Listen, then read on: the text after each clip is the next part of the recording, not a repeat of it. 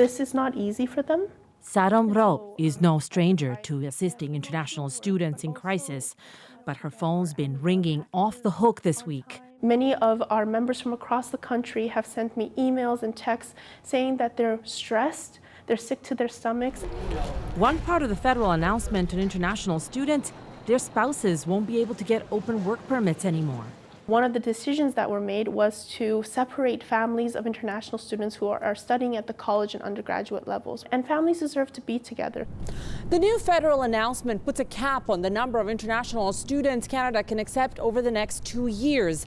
It was presented as a measure to regulate the booming, sometimes exploitative practice of recruiting international students, many of whom are using their studies as a path to permanent residency. However, those high tuitions also fill the coffers of institutions. And there are fears that in the short term, at least, the measures could affect not only international students, but also domestic students and professors. I stopped dead in my tracks. I was like, you have got to be kidding me. Vicky Kwao, studying here from Ghana, fears there'll be a tuition increase for international students. The money's going to come from somewhere else. So they turn around and put that cost on students. That question, where will the money come from with fewer international students enrolled, troubles many. Cuts to the programs that normally take in a lot of foreign students are possible. So it would mean like having to move away from tenure track faculty to more sessionals or contract faculty, reducing hiring and cutting costs in other ways.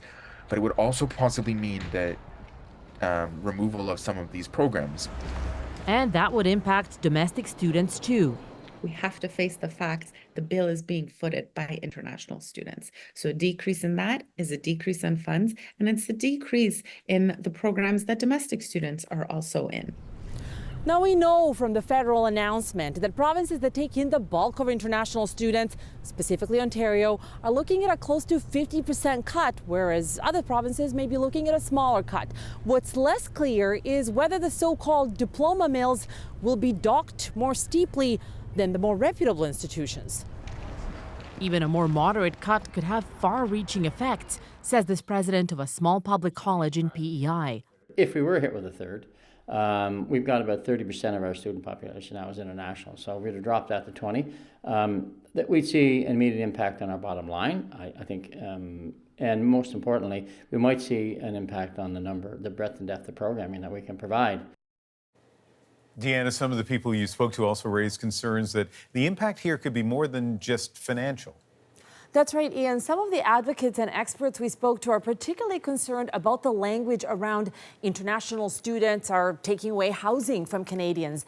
They worry that that language could lead to exclusion and xenophobia. And they remind us that in reality right now, domestic and international students aren't segregated. They work on class projects together. They may be friends, they may be dating, they may be roommates. For example, that young woman from Ghana studying in Newfoundland that you met in the piece, she's so integrated into her campus life. She's the VP of her campus's student union. Deana Sumanac-Johnson in our Toronto studio. Thanks, Ian.